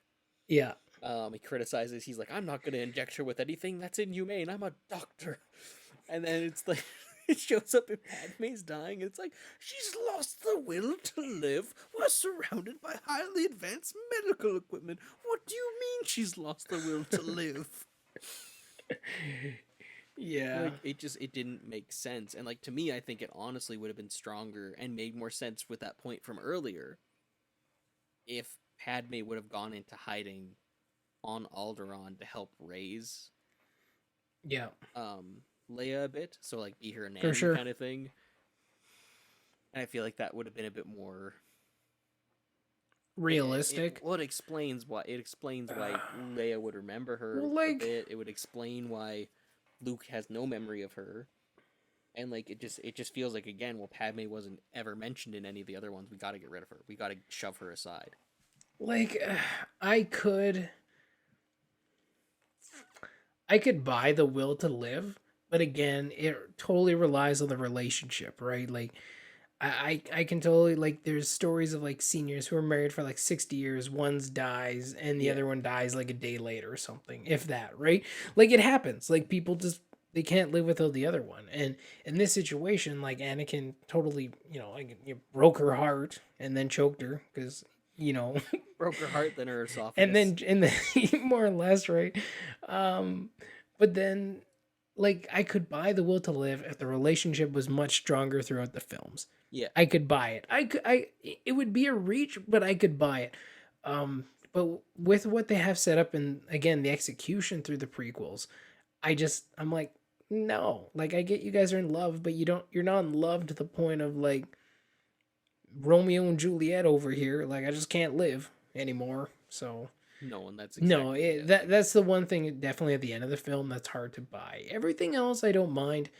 I thought the mention of Qui-Gon being like coming back from the nether realm of the Force was kind of a weird point to put in the film when you It- knew you weren't going to make any other films It's literally they or had to really explain, tie it up like it explains the Force ghost after they that had to point. explain the Force ghost and explain why no one else was a Force But ghost. But but that no doesn't- one would I wouldn't have questioned I don't it. but like yeah, exactly, right? Like I wouldn't even if they didn't mention anything, I wouldn't even thought about it to be honest. I wouldn't even give it like 2 seconds of thought. Because like all the other And the fact that characters- Qui-Gon showed up, like why would people be like, "Oh, yeah, that means now they can be Force ghosts too." Like doesn't necessarily what that means, but Because to me, I always took it as like Yoda and Obi-Wan showed up because they were connected to Luke. So I would never expect to see Plo Koon or anyone else show up. Anyone else show like, up, yeah. What would be the point? Yeah. I just thought it was like a weird thing at the time, knowing like they'll never explore it. I hope they explore it Well, it's in the Obi-Wan series. Like if Liam Neeson came back for that just for a couple cameo roles, I'd be like, hell yeah. Love I think Liam they could Neeson. get Liam Neeson to do like Liam Neeson and Ewan McGregor together are amazing. But like I think that's the problem for me overall though, is just like the Force Ghost rules make no sense. Oh, they're completely inconsistent. And it goes to episode 8 and 9 too. It doesn't make any sense, like, at all. And I've just kind of given up at this point because like it's just, you know what, it is what it is. It's Star Wars. It's movies. Well, they really make no sense once you get to the end. Like, It's just once like, you get to the okay. sequel like at least on the original trilogy, what do? They walk around, they talk to people. Obi-Wan sits on a log. Like, that's pretty much it. Yep. Like in the sequel trilogy, they're calling down Force lightning and catching lightsabers and shit. I'm like, The catching Lord. lightsaber makes sense though. Obi-Wan technically did have to move vines on Dagobah in episode 6. Oh, So technically they can interact. They with can. physical Well, objects. obviously, Obi-Wan sat on a log. I know, right? Okay. But like A ghost like log. the context of what they can do and can't do, it seems kind of like, and who they appear to and who they don't. This is a Seems completely up in the air. optional joke for the edit, possibly. But Yeah. a ghost log is when you think you poop, but you don't. I think I shat myself. Oh, Never no, mind. God, Ghost log. Just a ghost log. Ghost Just log. a ghost log. This summer, coming to NBC, Ghost Log. Ghost log. It's just a series of people thinking that they poop themselves. It's like in a senior citizen home. Like, oh, I shit myself. Oh, never mind, guys. Just a ghost log. Ghost log. That'd be great. That'd be Ghost log. great. But yeah, No, no, it's I just just like yeah, there's just a couple things at the end that is just kind of like weird. Did we need to see Padme's funeral? Do you think that made sense? I mean, I think like it cut together. Was it cut together with Darth Vader? yes, Like I think that works for me because like it's.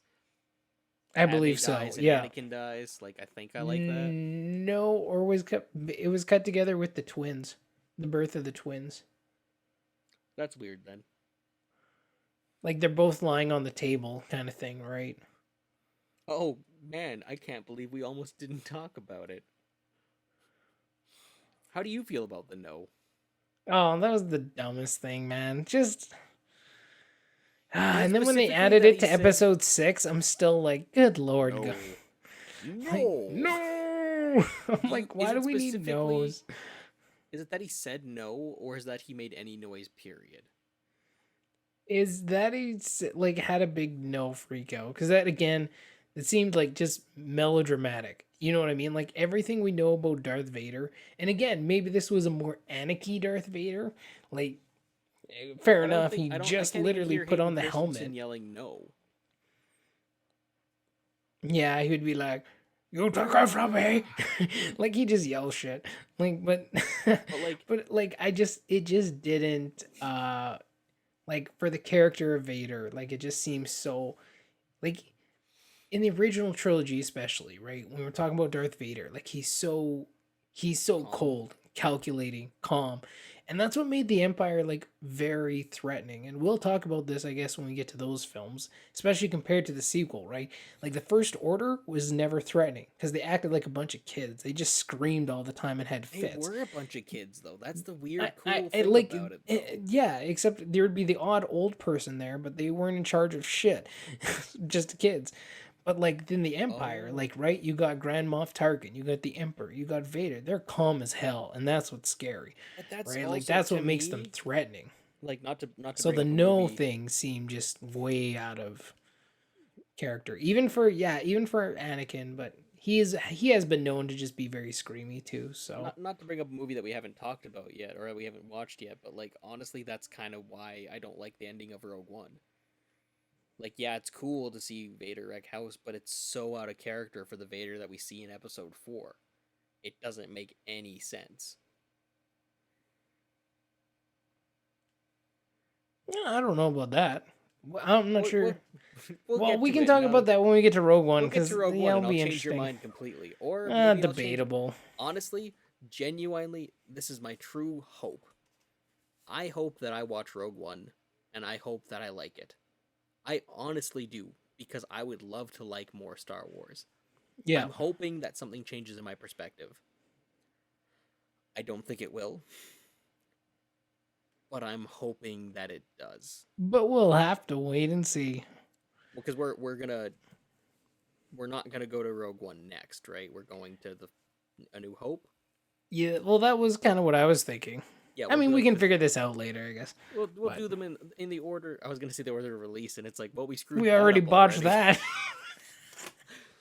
We already botched that by a trilogy. So, like, I guess, just to bring it back to the movie, do you like how it ends overall? Do you like it being on Tatooine? Do you like? I'm okay with how it ends. I don't dislike it. I don't overly I'm like, "Oh my god, I love this ending." What would have made it stronger? I agree if it ended quicker. Like here's the thing about stories, right? Once you hit that climax point and now your story, your arc is going down, like you have to cut off that film quickly. You have to have a quick ending is key to a very strong story. After that, big climax. That little A quick bit of ending. Yeah. because you need to have that decline, but then a little bit of a lift for the end. Like just at Like, the end, there's right? gotta Like be you that have to rest, and then boop.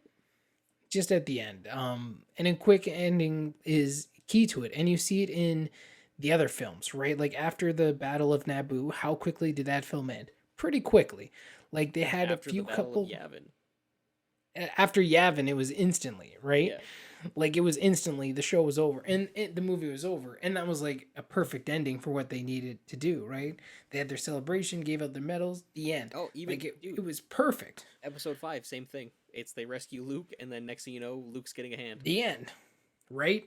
The Death Star blows up. Now they're celebrating on Endor. The end. Like movies, it's impactful for movies to end quickly after that huge climax. And even like 2 does that. The Battle of Geonosis. That ends pretty You see some quickly people too. marching, and then Right? Yeah, they fly off, and then like the Jedi talk, and then the wedding done. Episode 1, it ends quickly. Trying to think. Force Awakens is a little bit longer, not too bad. Last Jedi is a very quick ending as well. yeah. Well, it's literally they get on the ship and fly away, and that's it. Yeah, more or less. But those are just Star Wars examples. But there's plenty of examples where you're gonna notice, like at the end of the climax, like you're gonna have maybe a handful of minutes left, and then sometimes they're over quicker, sometimes longer.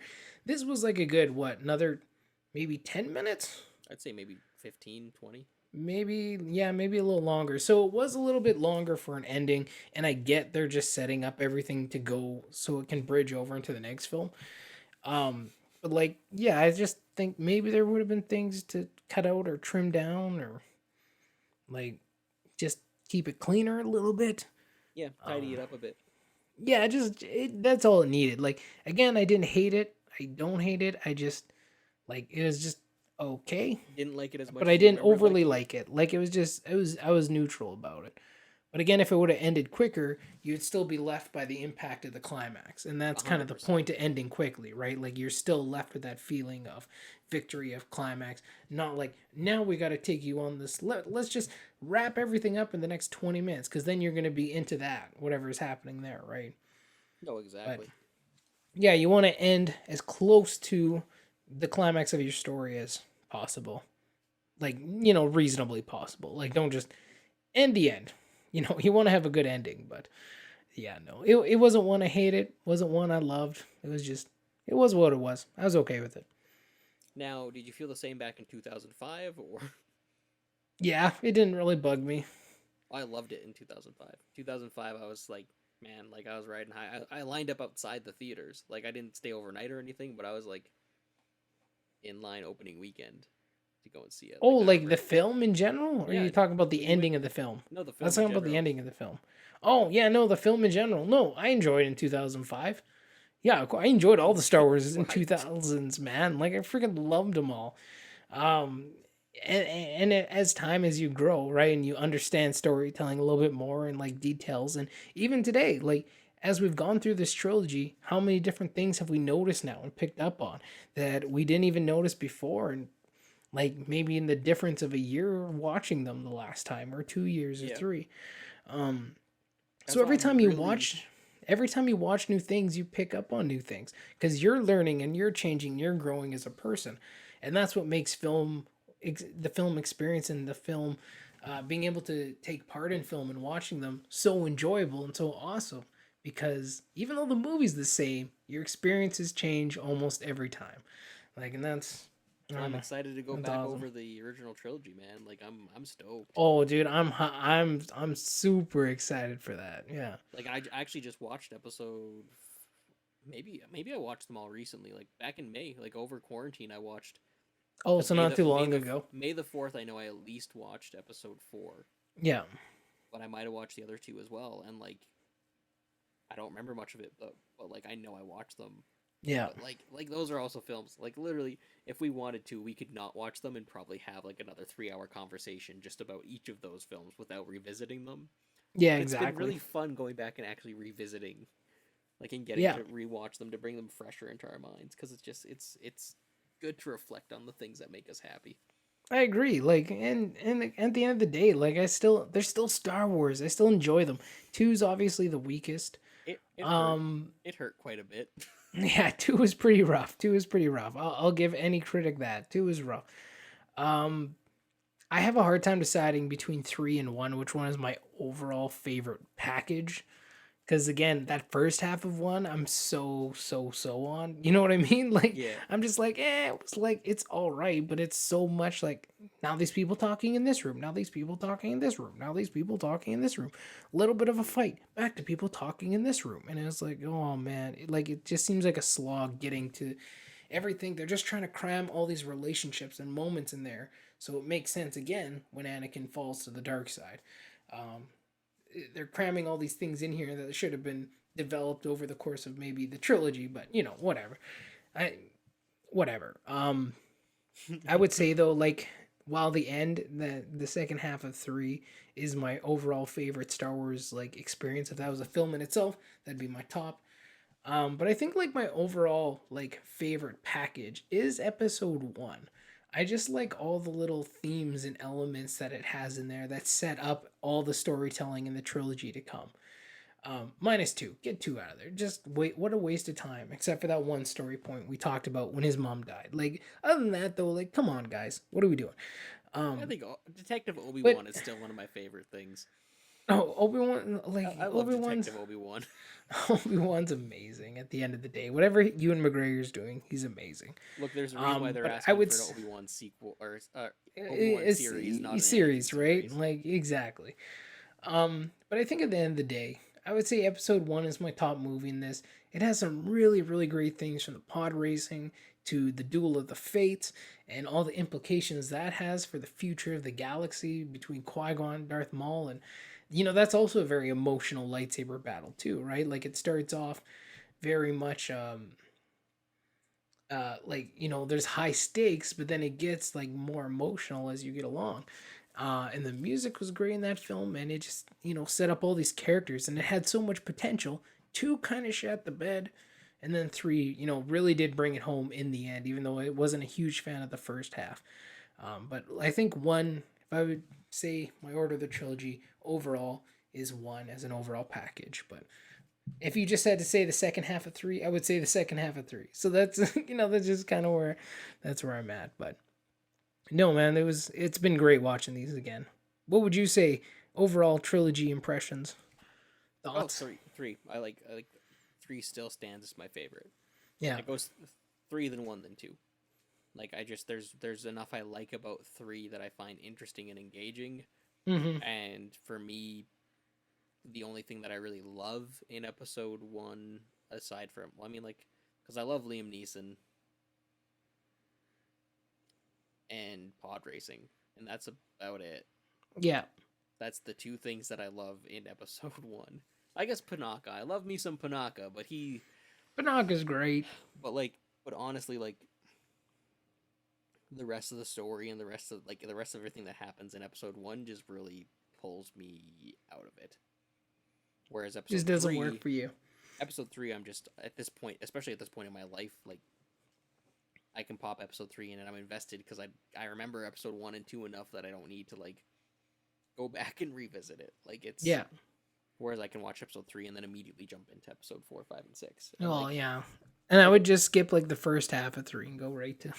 I mean, then I watched 3 for days, man. Matt, what film do you start with whenever you watch Star Wars? Like whenever I'm watching you like personally, all the movies, I want to watch Star Wars. What do you start with? I start with 1. I like to watch them in chronological order. See, and I start at 4, and that's just me. But that also leads into my question of the day, which I've just come up with, and I think is topical to we're talking about right now. Okay. Question of the day is: at the end of the day, do you think the prequel trilogy are necessary to the Star Wars franchise?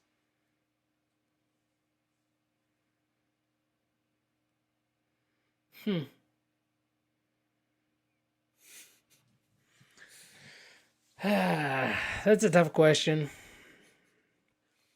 You want to know my Are you okay? Because I have my answer. Yeah, I'll get your answer in quick sec. Let me just ask you a question back at you though here first, real quick. Are we talking like, is it useful like today? Like if you just wipe them out, or if like they were just never created? Because there's a lot of things that came out of them, right? Like if they never happened, how much would Star Wars be different? And I'm not okay. Like, that's kind of the idea. Like if they just never happened at all. And okay. like the trick is like, do we include the expanded lore and all that kind of stuff, or do we just ignore expanded lore? It's a loaded question. I know it's a loaded question, but like yeah. Okay, you go first. Personally, to me, I don't think specifically when it comes to, I just answered it. It's a double-edged sword. Because when it comes to the movies, no. It is not. They are not necessary. They don't add anything for me. People can be like, oh, well, you get to see Darth Vader fall. I'm like, I didn't need to see Darth Vader fall. I knew he was messed up. I don't need to see that. That didn't add anything for me, and that doesn't actually change how I feel about episodes 4, 5, and 6 in the slightest. It didn't improve them. It didn't make them worse. It made zero impact on them at all. Expanded lore-wise, yeah, they are necessary because, again, for the Clone Wars. But again, I don't think the Clone Wars TV show is necessarily necessary. I don't think that it really affects anything on the grand scheme of things. Like, I really don't think it does. Biggest loss would be Obi-Wan, played by Ewan McGregor. That's honestly the only hands thing down missing. Yeah. And like, I say only thing, like, yes, it would be a travesty, but at the same time, like, that's the only thing that would really affect the franchise. Overall, I think you would still have a lot of really great games. You'd have a lot of still really great expanded lore and things that are like in books and all that kind of stuff. Arguably, and whether for better or worse you want to talk about this, arguably the sequel series could exist without the prequels existing. There would be like a slight line change in episode 8, and that is it. But the prequels could totally not exist, and the sequels would still be the exact same. And that's where, to me, overall, I don't think they're necessary. Am I glad they exist? Yes, I'm glad they exist because it's more Star Wars. But overall, I do not think they do anything to necessarily enhance the franchise and make things better. Travesty. What a crock of shit. No, I pretty much agree with you. Like when you're talking about what is necessary for storytelling, what is an essential piece, right? Because if you're talking about an essential piece, like if you took Empire Strikes Back out of the middle of the trilogy, that would fundamentally change the trilogy, right? Well, if you take out it's an essential piece. Yeah, or any of those, like they work together. Arguably, you could say no other Star Wars is necessary at the end of the day. Like, because when I think about it, like especially the prequels. I think a lot of people argue too that the prequels actually are more detrimental to the series than they are beneficial. Because Yeah. before, when you had Obi-Wan and Tatooine sitting in his hut talking about the Clone Wars, and when Jedi, for 1,000 generations, were the guardians of peace and justice in the Old Republic, like that just exploded your imagination, and you could imagine, you picture. You didn't need to necessarily see it; you could imagine it. To see it was cool, but like again, when you're taking something that people have been imagining for decades at that point, and then trying to bring it into reality, and then not executing everything quite well, especially episode two, um, it's probably going to hurt a little bit more. Do we need them? Absolutely not. They're not. They're not necessary to enjoy like Star Wars. Again, I agree. They don't. Other than pure Star Wars enjoyment, and it would be a damn shame not to get to see that Anakin versus Obi-Wan fight like that. Yeah. That's one of the things that I would for sure say, like, that would be a damn shame not to be able to see. And again, like you said, Ewan is Obi-Wan. Um and I found the Palpatine stuff very interesting, but does it ultimately add, does it affect my view of these characters in the trilogy that comes, the original trilogy? To a certain degree, yeah, for certain characters who are still around. Obi-Wan, Yoda, you just get a little know them a little bit better. But arguably, you didn't need to know them any better than how you knew them. Well, do you learn anything They new already about them? worked.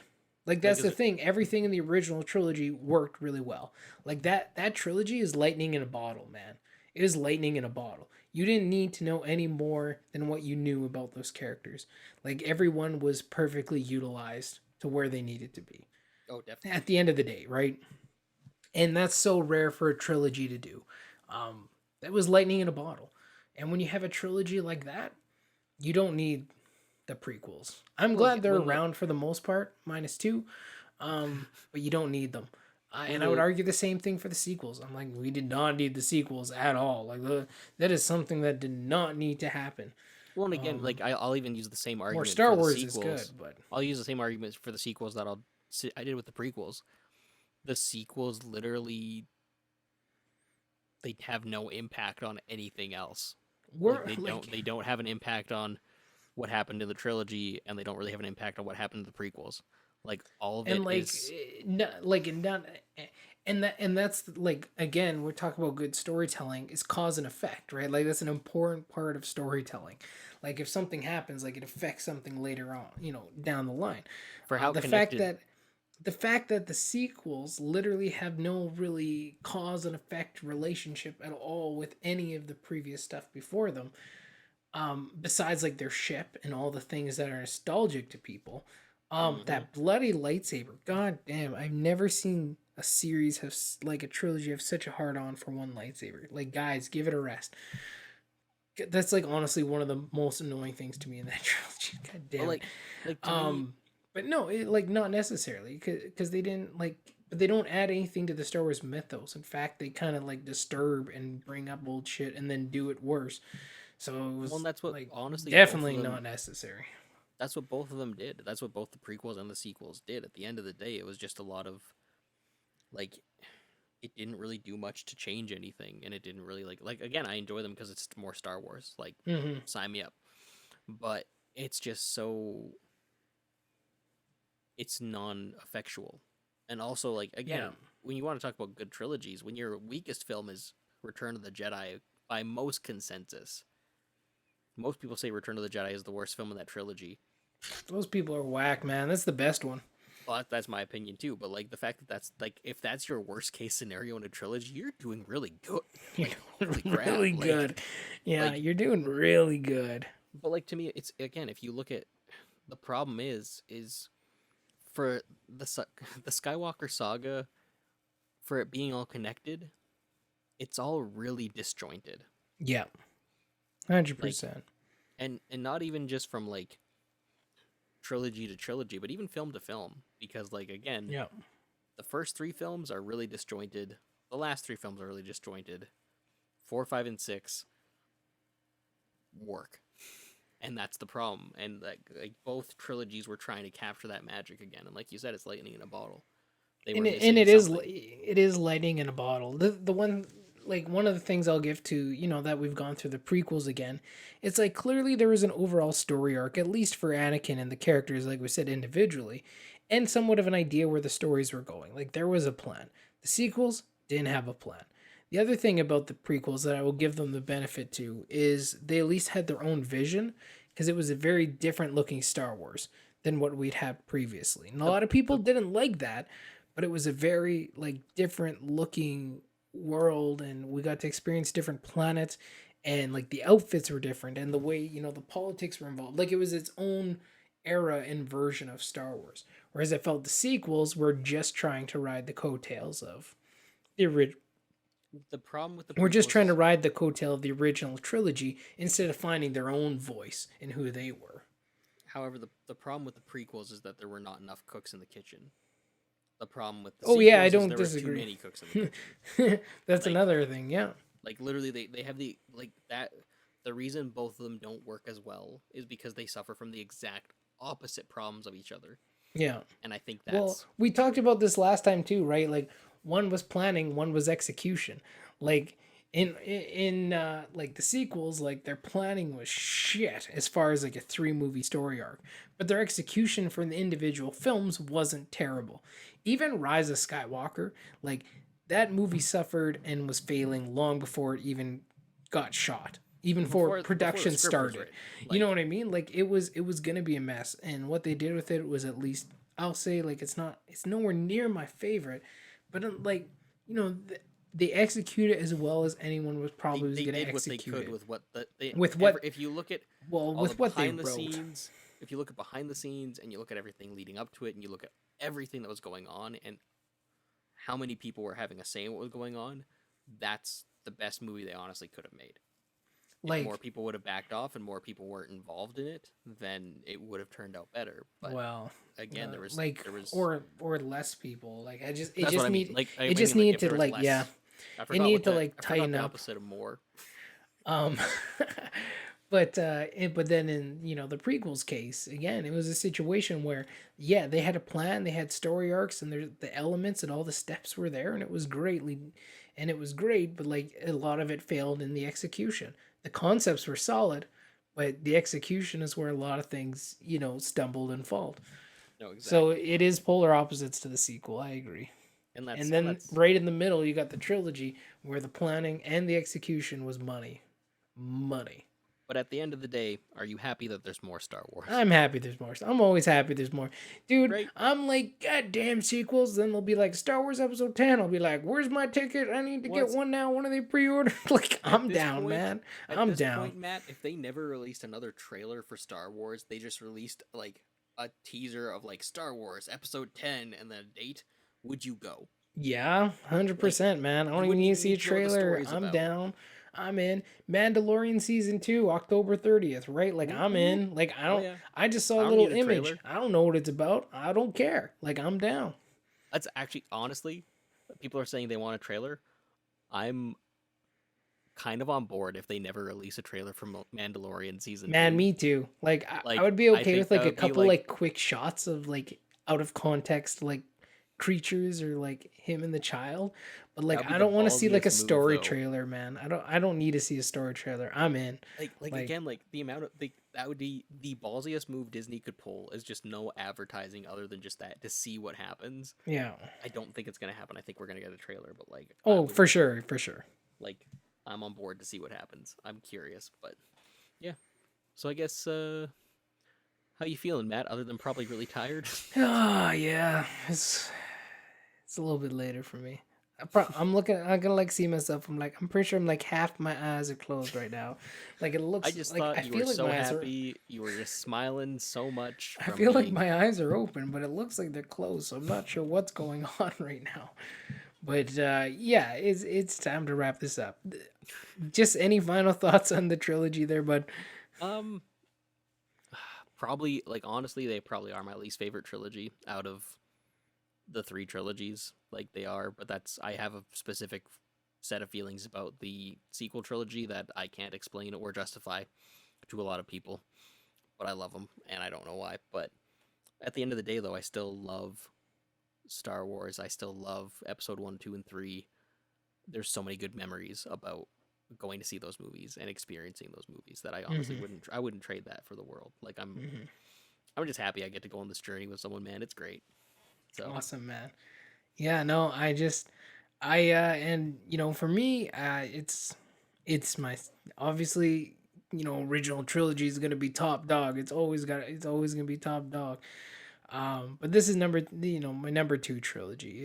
It's overall, it's a better package than the sequels for me. And overall, I really enjoy like the character arcs and the story that he's trying to tell. The execution is off here and there. Anakin is a bit of a freaking creep here and there, but I mean like the motivations, the character arcs, and like the deep cuts you can get into when you really stop and look at the story George is telling. I'm like, man, I can really appreciate that stuff because that is what's absent in a lot of big Hollywood blockbusters and stuff nowadays is the actual depth to it. Like there's the action, there's the set pieces, but what you're missing is like those character depths, those character motivations, moments, the plotting, the connections that you can find, in the real world and how these characters are motivated. The humanity, I guess. And that's just what I love about the prequels. Like there's so many moments where it's like, yeah, this is what a person would do. This it's not justified, it's not a good reason, but I can understand it because I can understand the emotional feeling of how this person would feel in this situation. And like I mean most movies have that, but sometimes nowadays they don't. But no, I appreciate it. I love everything that kind of, the story that they weave in this trilogy. I just wish it was executed better, man. agreed. Like, I just wish the execution was a little bit better. The directing was a little bit more solid. And like you said, George had a few more cooks in the kitchen just to help him along there. Because I think not just a bunch of people saying yes. Not just a bunch of people saying yes to him. Because at the end of the day, this trilogy could have been something really, really special. Completely. But hubris and ego ruin everything at the end of the day. Which is the whole point of episodes 4, 5, and 6. Because episode 4, if they would have covered up that hole, wouldn't have been a problem. There we go. So yeah, great trilogy, lots of fun. I can't wait to get on to the granddaddy, the big trilogy of them all. That'll be a couple more episodes to go. Oh, exactly. Crack on to number 4. Episode 4. All be good stuff. All right. So we're going to wrap it up here for the episode night. 15. Yeah, it's been a little while, Ethan. Where can people find you? Oh, goodness. This I At should always my house. I should prepare this more, but actually, right now, my answer is things are a bit up in the air. You can still find me on Instagram. I'm definitely there. There's my YouTube channel as well, Ethan R. Hill. I think links are below. Yep. But right now there are a few things that are up in the air that are getting worked out to find some of my other stuff. So, yeah, honestly, I don't have much, but I'll have some updates hopefully in the next coming weeks. Slick. Yeah. How about you, Matt? Cool. You can follow me on Twitter at Storytellers, the number 4, and then a capital L. It stands for Storytellers for Life. Okay. They wouldn't let me fill out the whole thing, so I have to be Storytellers for capital L. That's where you can find me on Twitter there. It's from my new channel that I'm starting up here, Storytellers for Life. That's still in progress, but progress has been slow the last couple of weeks here. But it's coming. It's coming. There's going to be some great stuff. We're talking about storytelling, going in depth about, we're going to be going into different storytelling tools. We're going to be talking about character motivations. We're going to be going over different inspirational, motivational figures when it comes to storytelling that are real and or fictional. So, it's just going to be a great time. And again, it's just about being part of a community, talking about films and stories and just loving it. So that's what that's all about. You can find me there on YouTube, Storytellers for Life, or again on Twitter at Storytellers4L. Other than that, that's it for us tonight. We will see you guys later. This has been another episode of A Feast of Films. I'm Matt Black. I'm Ethan R. Hill. And we'll see you guys later. Have a good night, everyone. Bye-bye. So long. Toodaloo. And may the force be with you. That's like the worst one to like end with. It's like just like a bunch of drum beats. Na na na na na na na na.